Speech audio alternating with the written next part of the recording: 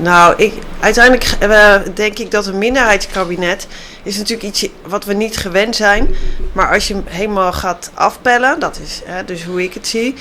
Ja, is dit wel het meest democratische wat je kunt hebben. Want je moet het over de inhoud hebben.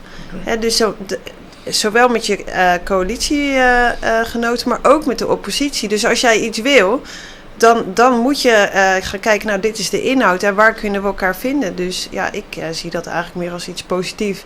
Zoals Henry Bontebal dat ook zei. Hè? Dit is iets nieuws. En ja, wat ik opvallend vind is dat iedereen daar zo op ingaat. Terwijl, ik ben natuurlijk docent geweest. Ik heb nergens een compliment gehoord. Weet je kan ook, dat je er kritisch naar kijkt. Dat vind ik helemaal oké. Maar je kan ook denken, nou, het is iets nieuws. En zoals ik ook mijn studenten leer.